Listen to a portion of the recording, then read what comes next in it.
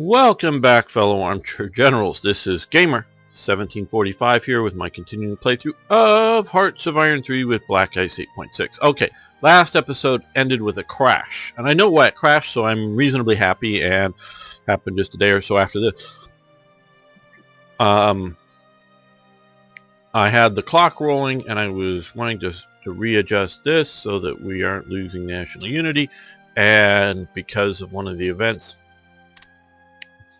firing as it did,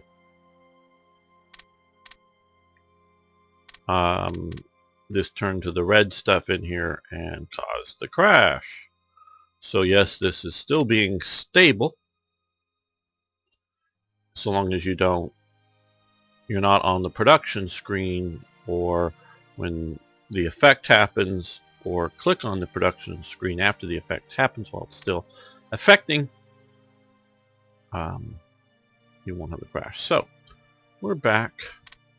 New episode. It was a long enough episode. You won't have my sort of cheerful, nice having you as a viewer at the end of the last episode, but that's why. I'm relatively happy as long as I know why things crash and what's going on with it all. Okay. So I'd rather give Finland money because I'm hoping that they will be a ally soon. That'll just be confiscated by the Soviets.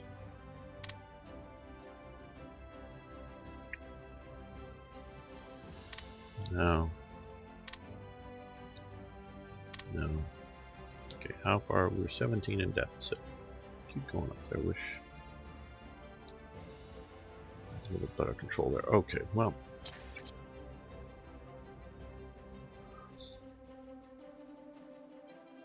Let's see if we can find some friends or likely friends.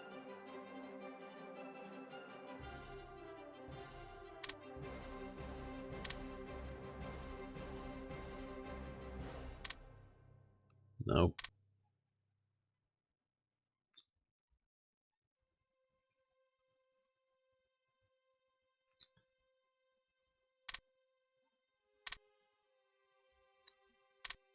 No.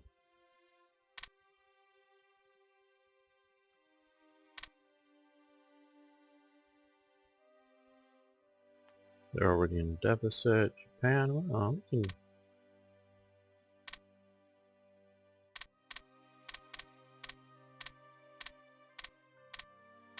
Let's go for 10 rare materials, which will probably put us in a money deficit, and then hopefully somebody will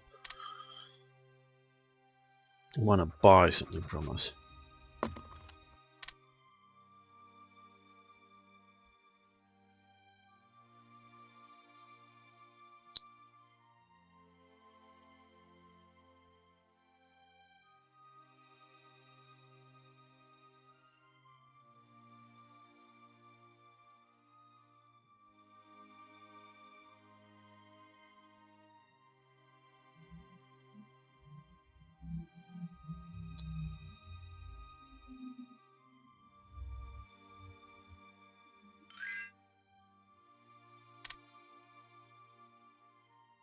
Yeah, okay, we'll sell you supplies, Netherlands.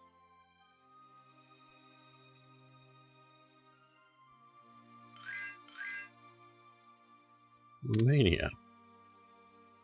No, we don't want to buy fuel.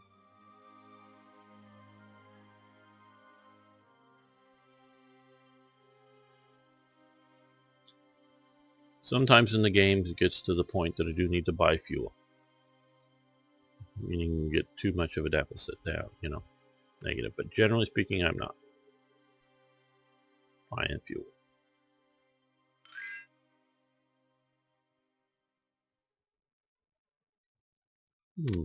Turkey, okay.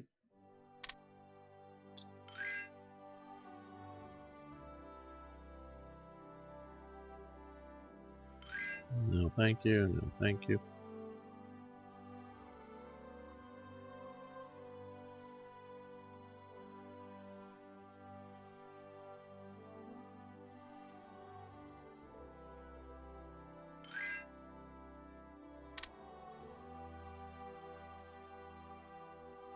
Yeah, okay, we'll give you fuel.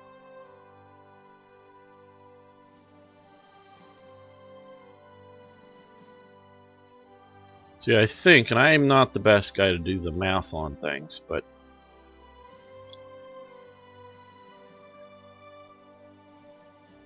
if we were to go to the 3-year, or the 3-year draft here, we have a bigger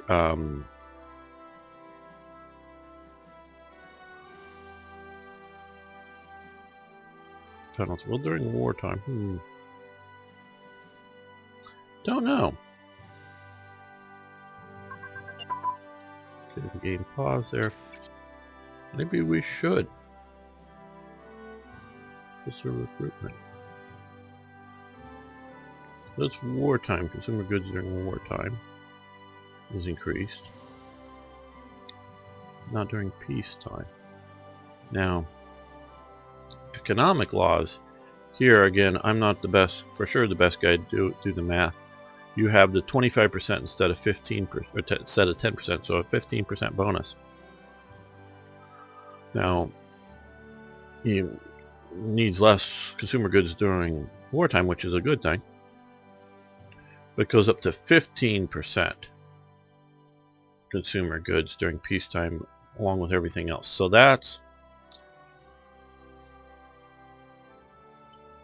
where I'm not sure it's a benefit. That's sort of why I haven't done it. And it does show up as a big jump, but what we will go over to the 3-year draft, I think.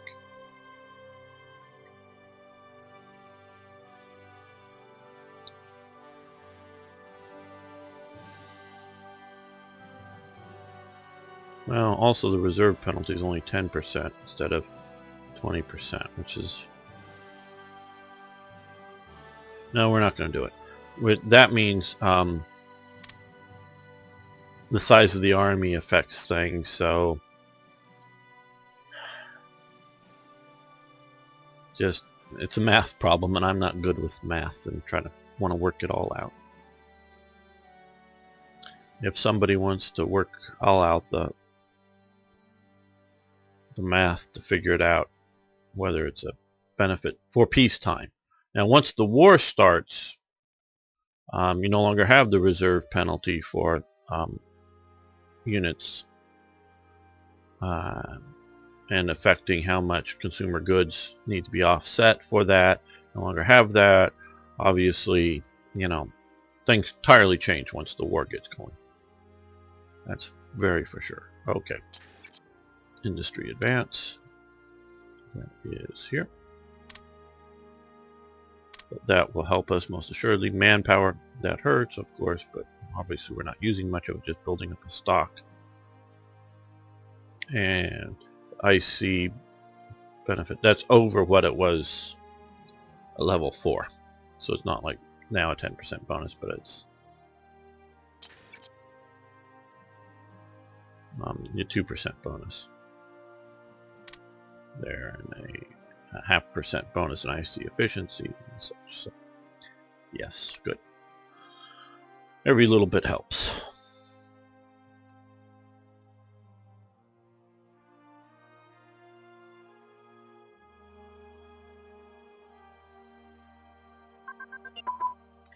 Welded plate armor construction. Okay, good. Some organization things, but you'll see a lot of building costs increase. And that element isn't good, but it opened up armor plate thickness, which is good. And okay, well, we are needing to add another research thing there, so that's good. So some, it's, I like the way, I really appreciate and like the way they've done that. I think they've balanced things off that, certain things slow it up, certain things speed up production and help other ways.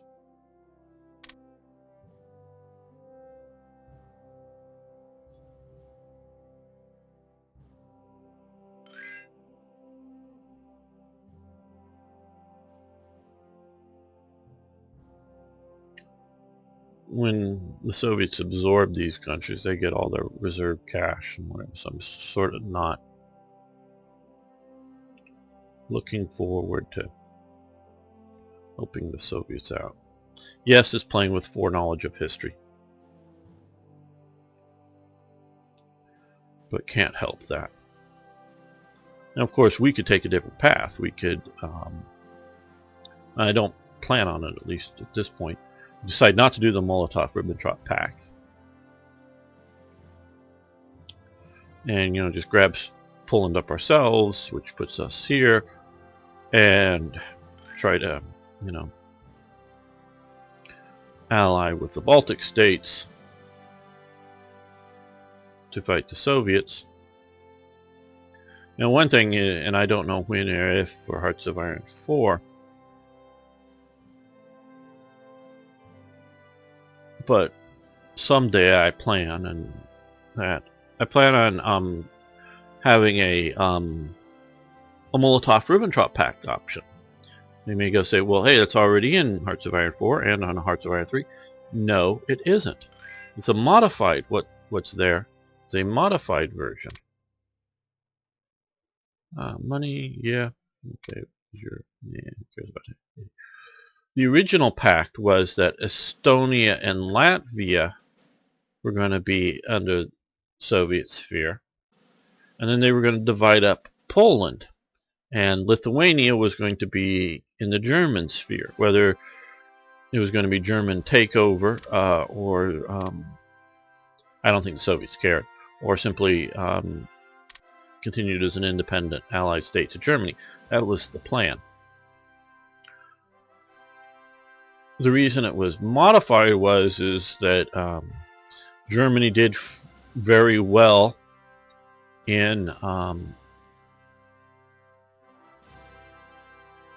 taking of Poland very quickly, because you often, it depends on what game and mod you're seeing, Soviets coming in and securing the eastern part of Poland. Well, it's this sort of line along here, Brest-Litovsk, sort of where they met, and so they redrew the line. I think the line was much more along here, along the Vistula. I'm not sure, as opposed to the Bug. I'm not sure exact. I don't know, but I do know the Germans ended up taking a bigger chunk of Poland than originally intended with the Molotov-Ribbentrop Pact, and because of that, the Germans agreed to allow the Soviets to have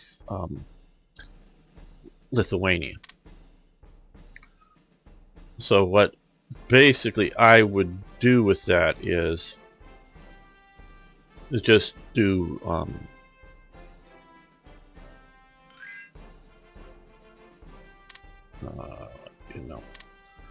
do the thing where, do you want to, because right now with the honor the pact, if you've made the pact through the national focus, you honor the pact, the borders change to near historical. This little bit that should be German is just because this would have to be its own state, and I'm more and more getting upset with the state mechanic. But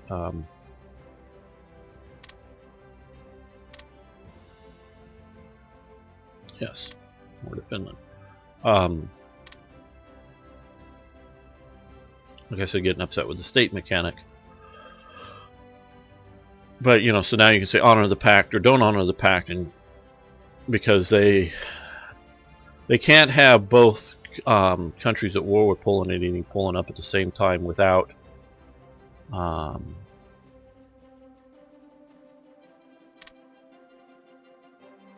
Soviet Union going to war with the Allies. So they don't have that occupational policies.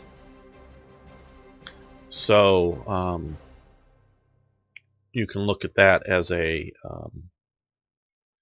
sort of mechanic limitations with what's in 4. So you have the choice to honor the pact or not. So if you want all of Poland, you can take all of Poland, which pisses the Soviets off. If you don't have the pact, obviously you can take all of Poland, and then the Soviets are still sort of like thinking about going to war with you. I just want a third option, have the original pact, which would draw borders on what they would have been had they honored that, and which keeping Lithuania independent, which then I would either do another national focus or something to move into protect Lithuania from Soviet aggression or something after the Soviets take Estonia and Latvia or something like that. Now, what good is that? I don't know. At least that's my presumption, that the Germans would move in to protect it. Whether maybe make it a Reichskommissariat kind of thing or something under the stuff instead of direct control. But obviously, what that does change in that you're instead of starting down here, you're starting out here for a drive towards Moscow. And it's a little bit closer. If you're rushing for days to get, if your goal is just to get there, and if you can start out that little bit closer, of course, obviously you can decide to go Poland, but with still the quote-unquote restraints of the Soviets not attacking you while you're dealing with the Allies is sort of the thing. Okay, mass events, yes. So manpower increased, IC decreased, but this will allow some other things to happen. So yes, we want to have that. The Grand Prix, 1936 Monaco Grand Prix, was held, and this German guy, I think, was the one who broke it, but you can read the thing. So we lose some money sponsoring. The Germans, or the race, okay, German-Yugoslav trade agreement. German-Yugoslav governments included an economic agreement to promote trade between the two countries. Event supplied by my friend George 1941. He is a major contributor to Hearts of Iron. He made that event image, and I think that looks good, the way he did that.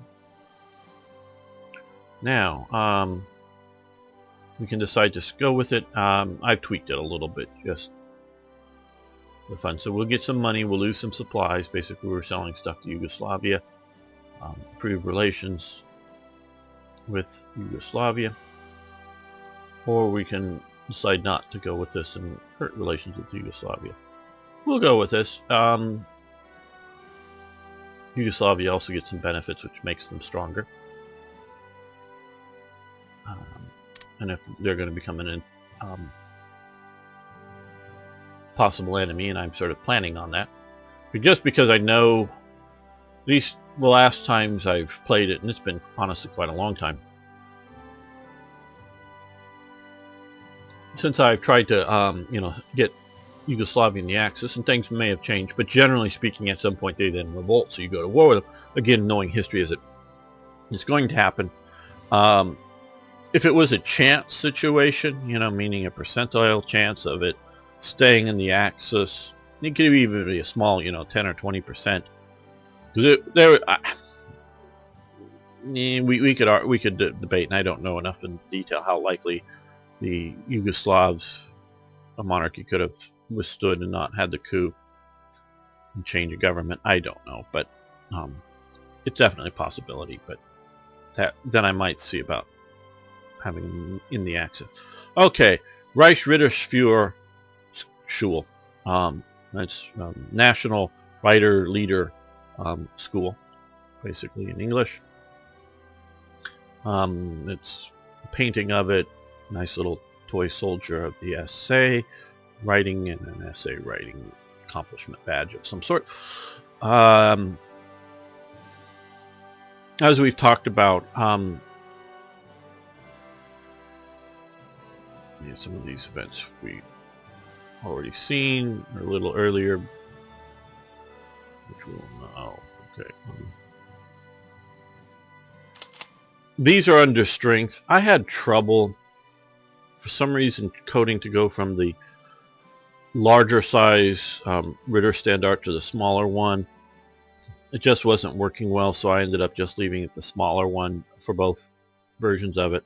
But there were a lot of SA Ritter Standard, which are cavalry regiments, basically. Now, there were a lot of them because I've seen the orders of battle. Oh, and they weren't all the same size. That's also another thing with these things.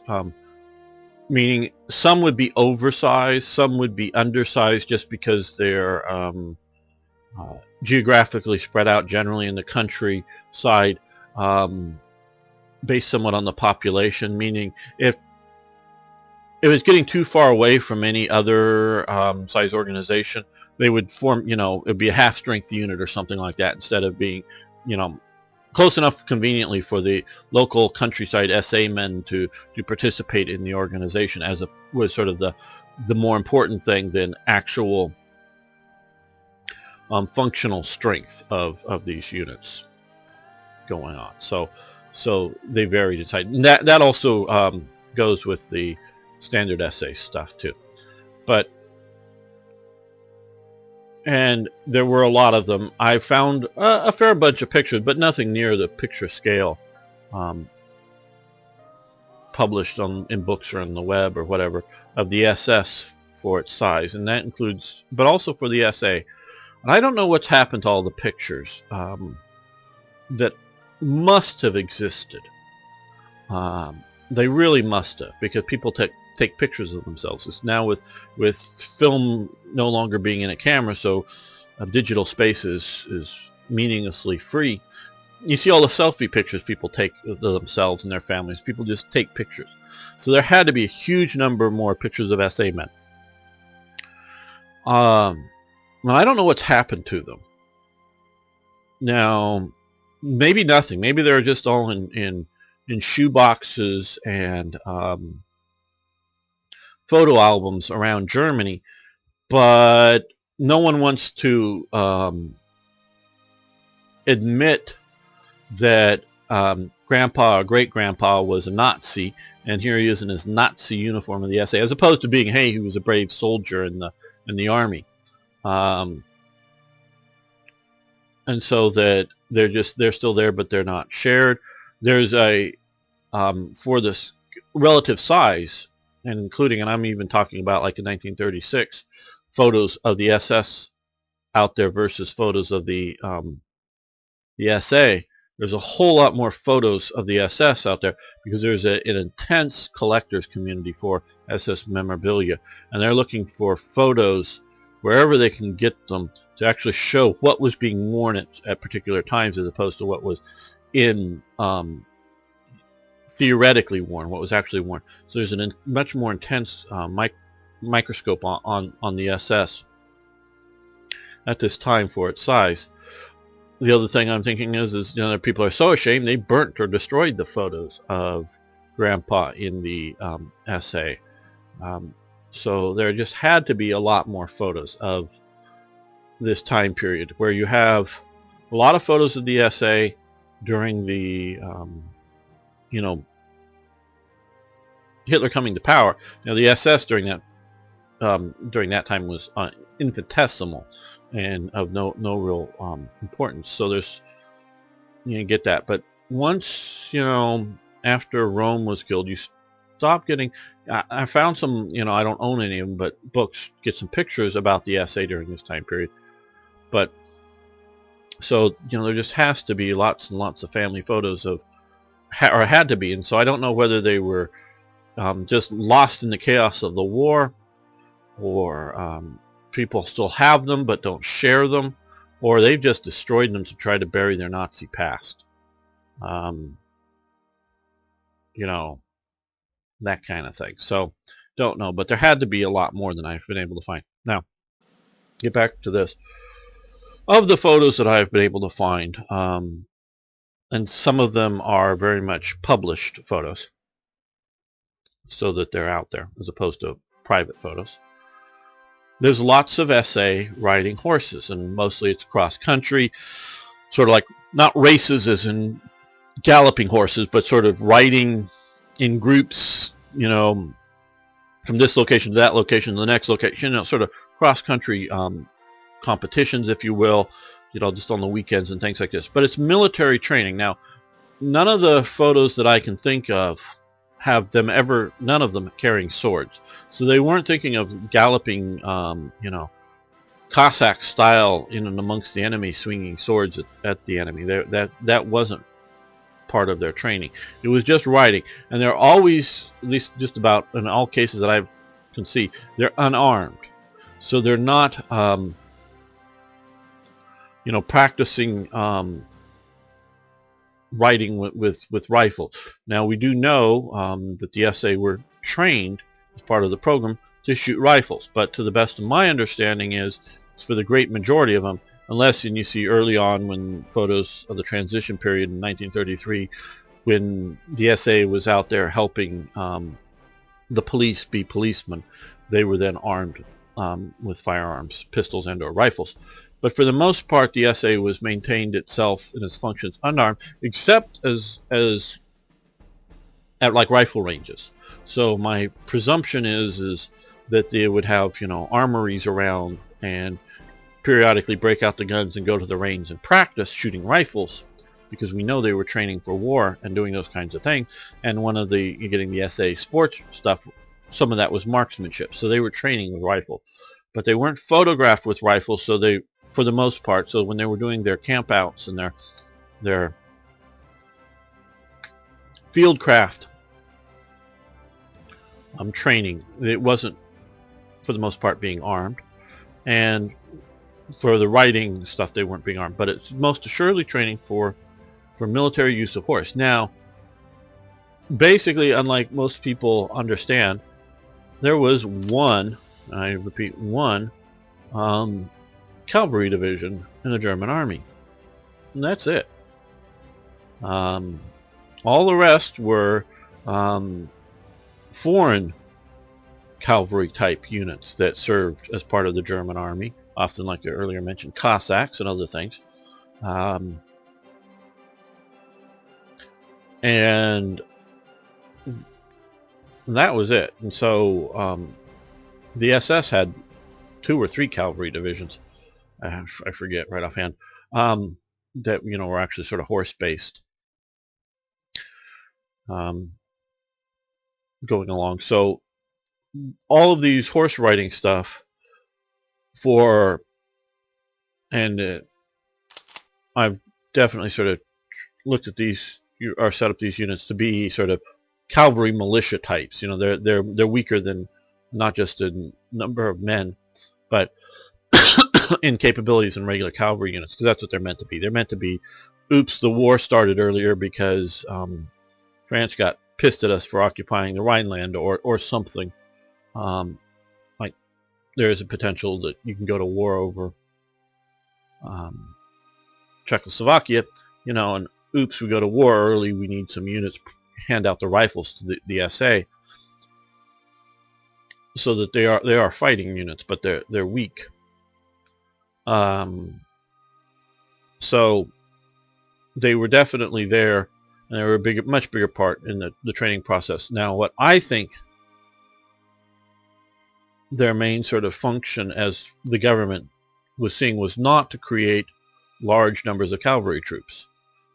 They were there to give horse training and also horse breeding. That's another, and I think another event that sort of focuses on that. They very much affected a lot of breeding to improve the breeding stock of the German general populace, the farmer populace, or of horses, of their own stocks, to improve quality and overall the German horse stocks for the use for the upcoming war, but in a supply and support capacity to tow artillery pieces, to tow wagons. And so that's what I think all this was ultimately geared towards. A little bit more glamorous, riding around, and they had a lot of Ritter days in which the SA would come out and, show off riding skills to an audience, going on, a lot of that kind of stuff. And I think there's an event or two covering some of those. But there were a lot of those things going on that was a lot more glamorous than what the government actually was looking for, as support and logistic support. But that's sort of what's going on. So yes, we're forming this. You don't get a choice. It's just because they were talking about this a lot when making the event. Father Coughlin, he was a populist progressive radio priest who really was the first person to push social justice, and he was, the Unionist Party is an anti-capitalist but anti-communist leftist type party, and is often voiced to support, as it says here, for Hitler and Mussolini in his social justice program. A little bit of that I think gets back to, as we talked in earlier episodes, about Catholicism, anti-Semitism, but it isn't. I don't think he was a Jews are bad people like the Nazis thought. It's just the anti-Jewish message of Hitler was not a big turnoff as he was hearing it over in America. It's different when you're hearing it on the other side of the ocean through some newspapers and some radio reports kind of thing. Okay, we already covered that. Fired again. Covered that. Okay. Now.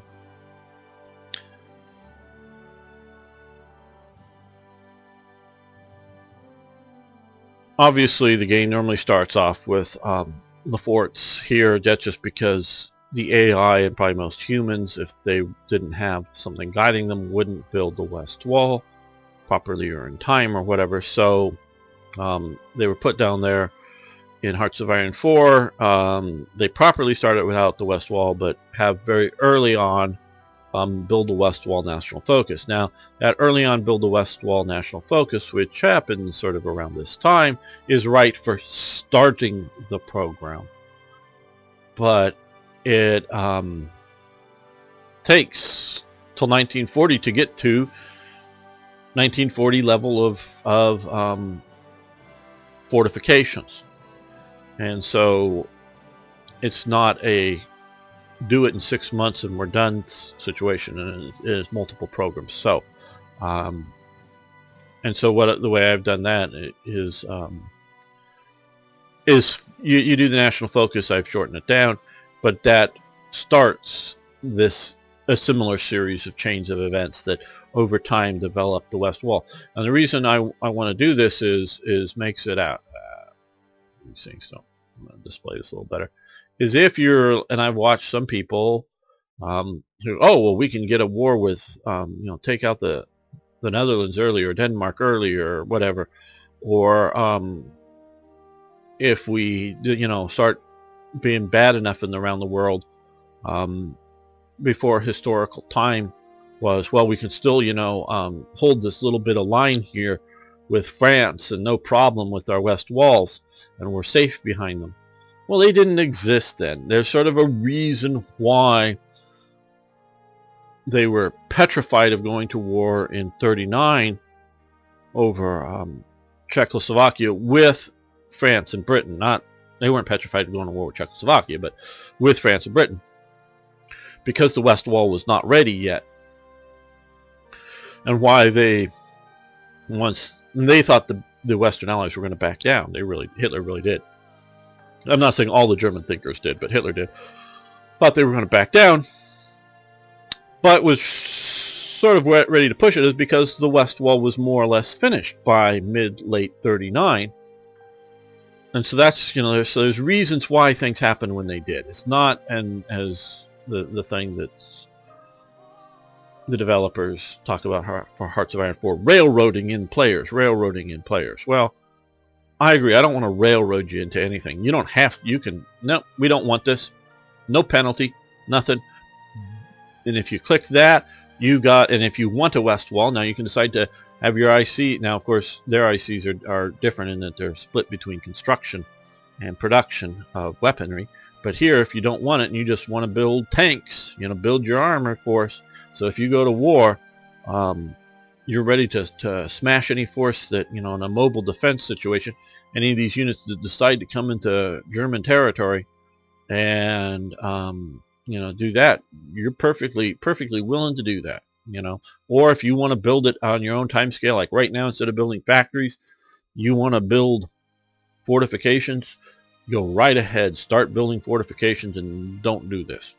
But if you want to follow the historical path, you're going to get various penalties, and some of these penalties sort of go away, but there's new penalties happen, because you can see some will come and some will go, because if you notice, there's two penalty situations that stack on them. Now, one of them says it's there until January 1968. Yes, unless, of course, another event fires that removes it, and there will be another event that should fire. Oh, the events fire also.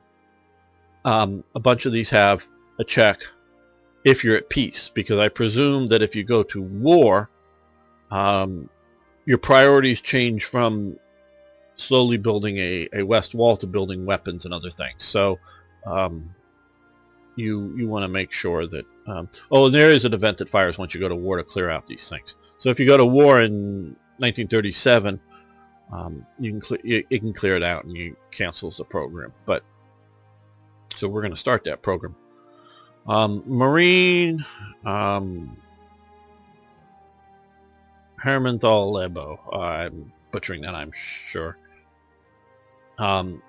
This was a big, huge. There's Hitler and walking away from it. There's sailors marching away from it. Big monument to the naval sailors lost in World War I. Of course, this being, then it's up in this area. Now it started in 27, as I say. Started well before the Nazis came to power, but obviously by the Nazis, National Socialize everything, so they sort of take over the monument and all that. And it's still there. I'm presumed denational socialized by removing all the swastikas from the building, but yeah. Oh, and I think the modern version also covers sailors lost in World War II. Okay, Der March C, that is Artificial Lake in Hanover, which is what, right here? Yep, there's Hanover. You can sort of see them building it. It's not very deep, obviously. They're constructing it, and here's boats sort of with the bandstand on it. It's just a big lake. And they were doing similar projects during this time period, partially to employ all these people. It gives them jobs. Partially, again, back to the carrot element of National Socialism. And in that sense, they really care about the individual, where if you look at Stalinist, communist stuff, the individuals are purely just cogs in the wheel. And if they're not ground up by the, they fit in, they go through it great. But if they're any way out of formation, they just get ground up in the machinery. And communism, as we've seen in China, Communist Party in China is now Capitalist Party in China, really. But in all real communist states, and I think the last one that really sort of exists is North Korea, but in communist states, it's, the individual is nothing, and they get all, centralized control. Well, Germany centralized control too, but it's different, and it does have this positive aspect. And I don't mind showing up the positive aspects that National Socialism promoted. Again, that doesn't in any way outweigh or make the evil aspects acceptable. So I figured you would all decide not to do it if you did this, but so this is just sort of representative of programs, so you have to have that. Okay, we also covered that before. High-speed train record. Okay, May 11th, you can go into read that, but high-speed steam train record, though I understand later it was broken by a British, a few years later, by a British high-speed train record. One of the people posted in earlier one, forget. Okay, the horse vessel. Still to this day, there's a lot of training programs to train young cadets in sailing ships. Now, all the modern sailing ships also have powered engines, just in case. But it's just a good training thing, so this will help out our training situation. And let's see, does it say here, did I do this? I don't think I did this. The horse vessel is still afloat. And it's still in very excellent shape. And it's called the Eagle, and it's part of the U.S. Coast Guard, I believe, training service. So the horse vessel survived the war. But we'll get a brief leadership bonus for this. We've already covered that. Let's go through that. We were talking about Hans Schuren and his fitness programs. Okay, also coming up around the Olympics here, but Energy Magazine, which is a technical magazine. And partially I'm doing this just to show off this magazine that exists. Eventually I've collected images and content from a bunch of magazines. I want to show off periodicals of the period. But this is a, various technical magazine that will share information to whatever degrees and to help boost research. So we get some research. Okay.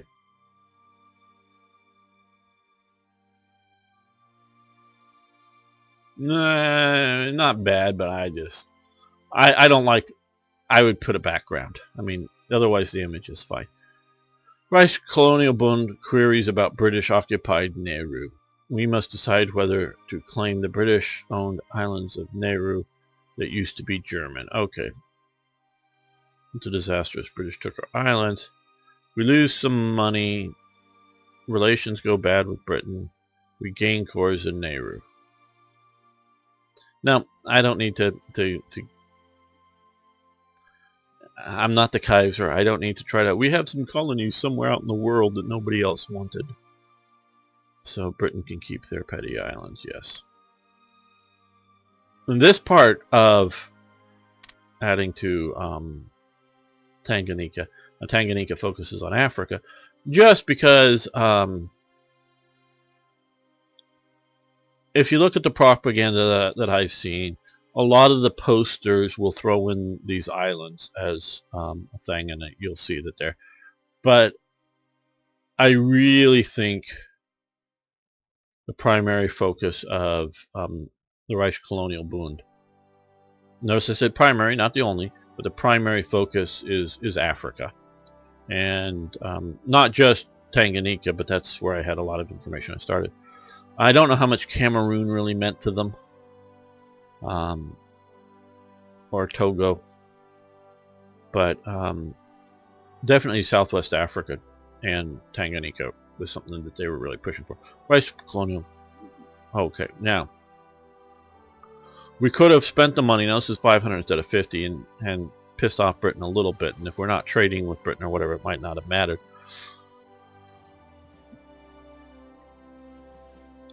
But we gained threat on Japan. Wrecks our relations by negative 75%. Now, if we were going to continue, which we are currently, the support of China now, of course, China is at peace with Japan at the moment. But if we were going to continue to support China over Japan and try to go down a non-Japanese path, I'm not against the idea, but unfortunately, I don't think it keeps us from not having to go to war with the U.S. If it was really done out, and if some of you know, because it'll be in enough time, well enough time, but if some of you know that they've done events enough to have Japan do its thing in the Pacific, but it doesn't, get automatically America involved in wars with us without it, then it would be worth it. But because it still sort of does, and U.S. will still enter, might as well have Japan as an ally as opposed to China, which is a useless ally. The only real useful thing is not to have Germany pissing off America. So we're going to go Japan as our friend. Oh, and we have to,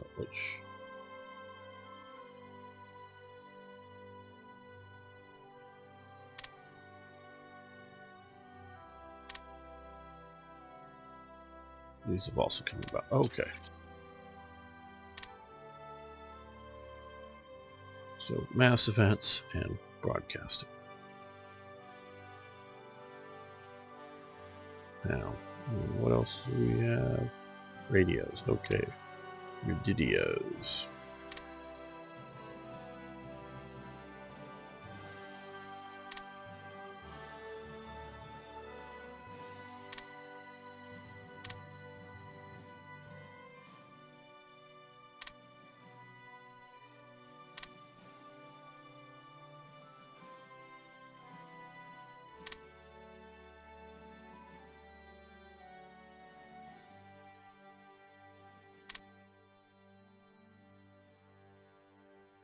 Well, we might as well start down that path.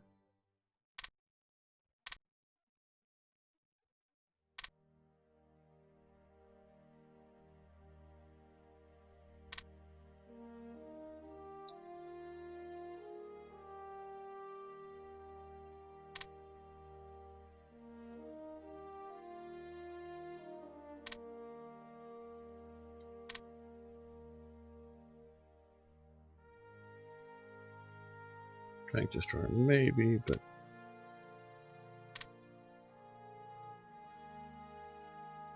can't find another useful 36 tech. Stay away from body armor. May do camouflage designs. We'll improve. Well, are we doing man? Yeah, we'll do. We'll start research on improved security units that will help out at various. As you can see, suppression of different types to control our empire.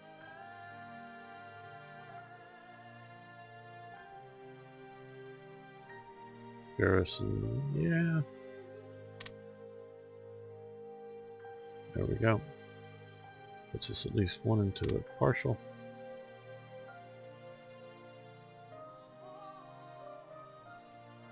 Now, mention this. Okay, spies. No diplomacy, we're already crawling along. Oh, we have some spies there. So, no, we want to do that. Let's see.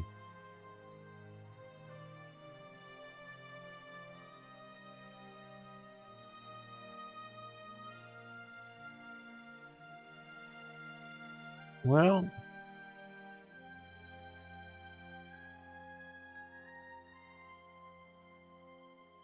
I always get confused here. What the hell is Britain called? So it changes between the UK, Britain, and England at different times. Oh,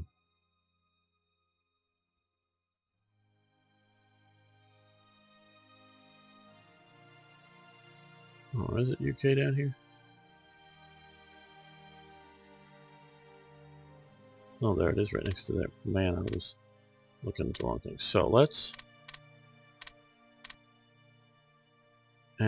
do tech espionage.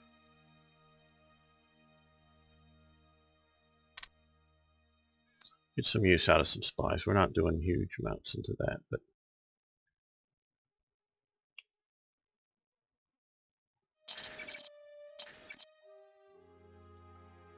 okay. We've gained high popularity. Great. Love that. A bit more leadership here. General Walter Weber.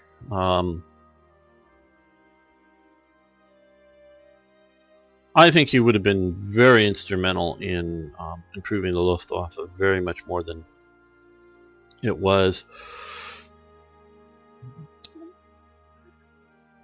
Obviously, we don't know what would have happened because, you know, Goering had his view. Goering obviously was extremely powerful, but doesn't mean that Goering can't be influenced, so we don't know. Now, at this 80% chance that he dies, 20% chance that he lives in this upcoming plane crash, and he dies. Now, because I've remmed out the Black Ice, event version of this for mine, because mine has a chance of living and a chance of dying. We can do a loss for the Reich, or which is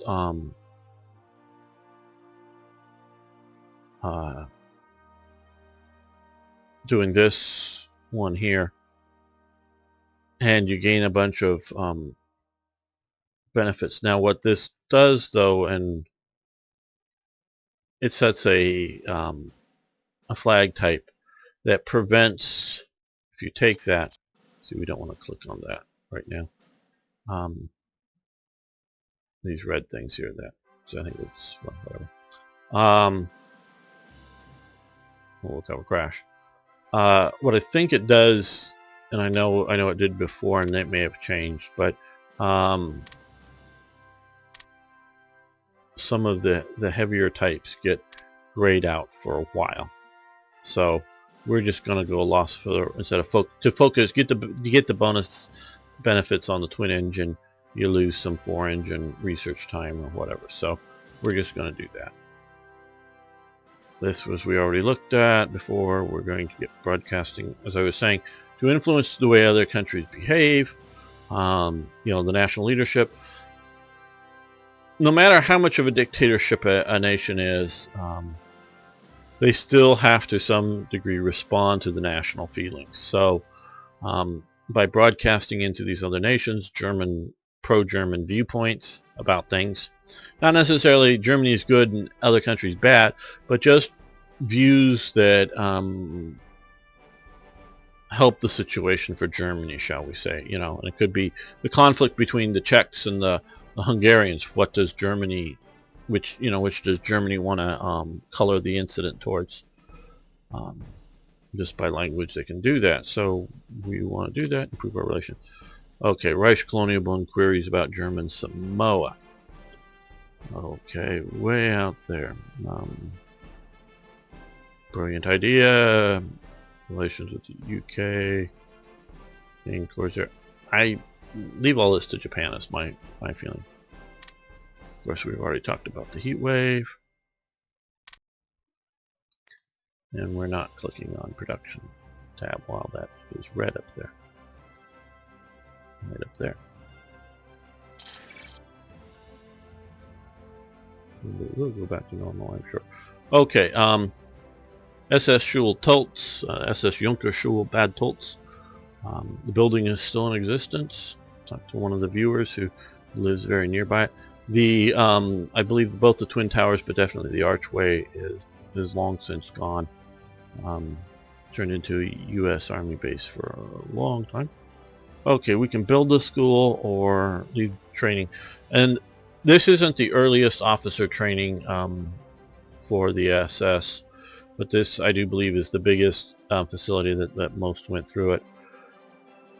And this was the real setting up for the military schools for the SS. This was really the major start, if you will. Like I say, there are earliers, but the major push to create an independent SS officer corps. At this time, say like the SS Engineer Corps up until I don't know, 42 or something. It was the training was carried out by the Army for of the SS personnel. So we can leave it to the Army if you want, but we're going to pay the cost and get leadership benefits down here somewhere. Okay, Reich Colonial Bund queries about German power. Yeah, if we take a lot of these things now, this would, of course, mostly anger Australia, but also the United Kingdom. No, I just don't care enough about that. I don't need to get out there. Invest in our schools of war. Okay, what is this? All Wehrmacht officers in World War II had passed through a Kriegsschule during their training. Wehrmacht had 5 Kriegsschulen at Potsdam, Dresden, Munich, Hanover, and after Anschluss, Vienna and Neustadt. I believe that's new part of Vienna or whatever. Officer candidates known as Fahrenjunkers undertook an extreme 8-week course aimed at giving them a good knowledge of basics of command. After completion of the course, the officer candidates moved off to chosen Truppenschule or the branch services. Okay, so very interesting. I like the the stuff. Again, this is I quite honestly just don't know whether this is a German graphical augmentation or units of the Third Reich event. It's not one of mine, I know that. But the Germans definitely had, like, down here in Greenwich, Packerchen, whatever, was, you know, the school for the mountain troops, and they had artillery schools, and like they say, each branch of service will often get it, and that did influence your viewpoints and how you understood things. One of the well-trained and experienced artillery army officers was, why am I blanking on his name just as I get ready to say it, Kesselring, Field Marshal Kesselring of the Luftwaffe. Well, in World War I, he was an army officer, not part of the Army Air Corps or anything. He was an artillery officer. World War I, served through World War I as an artillery officer. So he understood and knew and was able to do defense very well. Not that he couldn't understand the idea of offense, but that's why his defensive operations went so well in Italy, is because he had all of that before he ever went over to being part of the Luftwaffe. And that's why, although, and because he was in the high command for the Germans in the Mediterranean, while Rommel was the North Africa, you know, field commander, Kesselring was above him. Kesselring, most of the interference that Kesselring gave was sort of at you know, Hitler's insistence. He was more just wanting to oversee and maintain it. And you got to realize a lot of the operations before Italy was falling, or before North Africa fell, was air operations going on here, because obviously there was very little naval operations until, you know, the Italian Navy sort of lost, and then the Germans were taking over Italian vessels. So it was ground and air was their primary things, and overall they were looking at Kesselring, and that's why he was there to command for the air. But with the change in things, he was able to very functionally do ground command as well. It wasn't similar to being just some pilot who now ends up with a ground command. So that's coming out with the Truppenschule things just a little bit. Okay, so we can either no need or invest a bunch of money. Now it's going to cut almost half of our money off. Supplies, well, we can afford the supplies, although we're sort of in a little bit of a negative at the moment. We're producing a lot of them. That's because this is being wacky here. And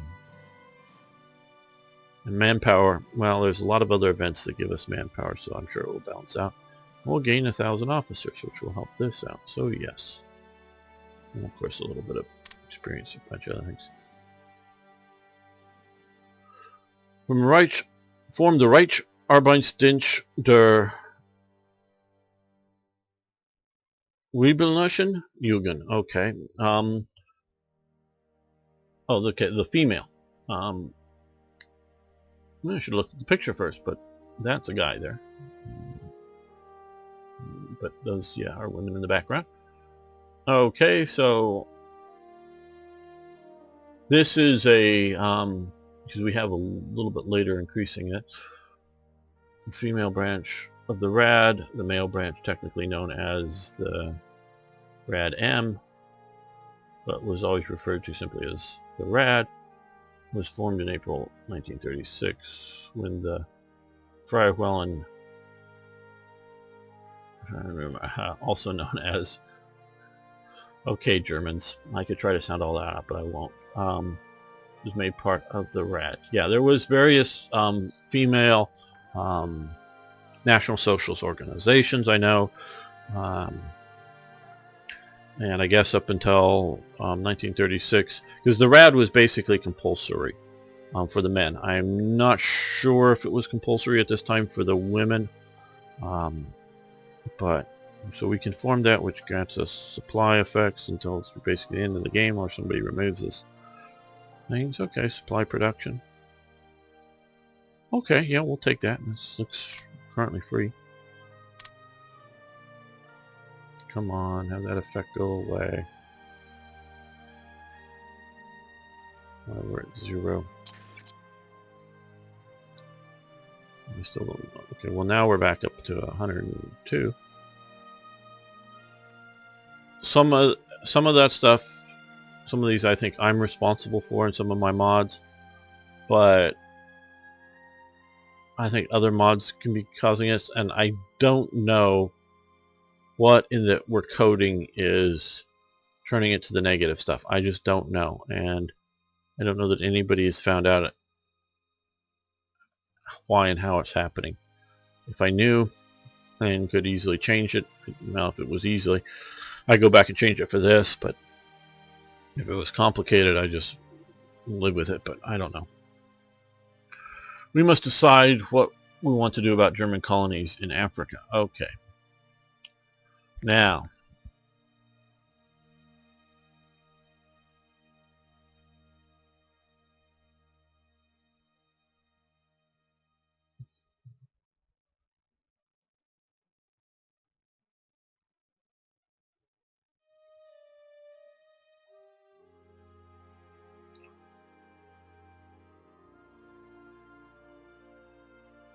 I'm going to go, it's too expensive. I almost want to do this. Now, just to let you know, right, since we do have Tanganyika installed, we will gain cores in Tanganyika in eventuality if we make certain choices, and we will be covering that in the time. I just haven't expanded it to these two. This, I don't know, swell, whatever, don't really care. I haven't researched it enough. I don't know that there's enough German influence remaining. There was considerable, even amongst the black population, a fair amount of German influence still remaining at this time period. There was a lot of German influence, and there still is to this day, in Southwest Africa. So that is, I would almost say there's already cores, at least in parts of Southwest Africa. Should be German cores down there anyways. And this here, the German cores, maybe to some degree the local population of African / Bush people, the two different groups. Some of the Bush people were, at least I know from, because knowing a few people and studying the sort of wars in southern Africa down here, the Bush people in Southwest Africa formed a couple of battalions that during the counterinsurgency war for the South Africans, and the Bush people were fairly supportive of the South African government, I think, overall. Not that they thought they were being necessarily treated equally or fairly by the white South Africans, but they very much feared the larger populations of standard black Africans, because the Bush people are just, they're dark skinned, but they're a different ethnic group than the standard African genotype. It's sort of like the some of the other, there's a few other pockets of groups, but found in Southwest Africa and Botswana, some of these what are sort of known as the Bush people. They are very different than the sort of the standard sub-Saharan African, and they believed that, one, rightly or wrongly, the whites were going to organize up a country better than the Africans would, and two, even though their rights were limited under we need to stop this episode soon, getting too long, the rights were limited under the white South African apartheid, they would have even less say in government and whatnot under the majority blacks. I don't know how much communism, anti-communism, or whatever put into that. So I don't know the relations of the Bush people right offhand with the South African Germans versus the Anglo-governed Africans, though the Afrikaans were sort of different. So I don't know whether they looked upon English / South African rule as a more positive thing than German or not. I don't know. But there was still a large community of white Germans living in South Africa.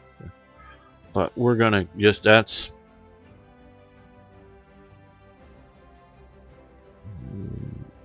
we're going to go no. Just because we sort of already have that there. Sort of waiting for this to change up there to... There we go. See, now we're back. So that took, what, 3 days? 3rd through the 6th for that effect to come and go through whatever to get back to green. So that's a known situation, shall we say, meaning it's a bug of some sort. I don't know what is exactly causing it, what would remedy it, but just when particularly the second 2 sets of numbers go red, don't click on production screen. And so this is also sort of because I've so far once had the game rolling forward when I was in the production screen, and that went red and crashed the game. That was the first crash with making this series. And the second crash was just I wanted to correct this being red, and I hadn't looked there, and I clicked the production screen and crashed the last episode. Okay, we're going to finish out with these events, and then we're going to end this series or this episode. Okay, the Reiter-SA National Front, or the Swiss National Front, was a localized Nazi organization in Switzerland. Their sort of version of Heil Hitler was Horus. That's why they always have Horus down here for that, because they had various leaders, and it wasn't nearly as thing, but it's like a version of Hail in Swiss German. And that's just the early sort of notifying that the event is going to happen. Okay, and what? We also had a prime mover increased. Okay, well, I'll deal with that probably off camera. I want to thank you all for watching. I really do appreciate it. I want to thank you for liking the videos. It does help. I was recently reading on YouTube about sort of trending videos, and I have no idea if my small audience, and I'm really pleased, you know, that over 1,200 of you are subscribed, and I know one of you recently just signed up for a Google account to be able to subscribe, though had been a long-time watcher of my various series, so that you can make comments on it. So I'm sure some of you that are watching aren't set up with YouTube at all, but still watch either straight from the threads on the Hearts of our Paradox forums or other places, or just come here via bookmarks. I really do appreciate that, and so some of the videos are getting about 25% of subscribers, or 25% views very quickly within 48 hours of the subscriber base, which is very good. Sort of shows interest in it. But what also shows, and I was reading, is to sort of trending and making hot, a video to promote is people commenting on videos. So I really appreciated any of you commenting, even just a thanks, a good job, whatever, and I normally reply back to it just to sort of increase that, that sort of, and they don't really care or analyze whether it's I hate this video or I love this video. It's just that there's people interested enough to comment on it. So I don't know even if every single one of you were to make a comment or two, whether that would be enough to get it trending. But the more that could happen, and it also needs to sort of happen quickly after it's released, within 24 hours or something, to sort of show it that hopefully that if somebody's watching Hearts of Iron videos, whether 3 or 4 or whatever, I don't know, but similar videos on other channels, that they'll get opportunity to put one of my videos up as you might like, or recommended, or trending for people that are interested in Hearts of Iron stuff. So the more you guys feel you can do that, I really do appreciate it. And hey, I don't mind it, you telling me I'm doing something either gotten history wrong, or you need to keep the gameplay going, because I'm interested to know, in your eyes, my mistakes. Obviously I'm not going to stop commenting on history, but I definitely take the balance is, and I'm trying with this series not to pause too much while doing so. It's just sort of, how to balance it. I'm definitely taking the how to balance it into consideration. So if you just hate the idea that I'm commenting on history, well, this channel ain't for you, and relating it to modern situations. Now, I'm not expecting you to agree with me. Hey, watch it and disagree. I'm happy. And if you want to tell me why you disagree, I'm also happy to have you do that too. This isn't got to agree with Gamer. No, it's just you got to at least put up with my talks on it. But if I'm not going to stop that. And so if you want to tell me where I'm right or wrong and why, I appreciate it. This sucks, doesn't help me. I understand you don't like it, but tell me why it sucks, then I can always learn from it. So I do appreciate that. So thanks so much. See you next time for more Hearts of Iron.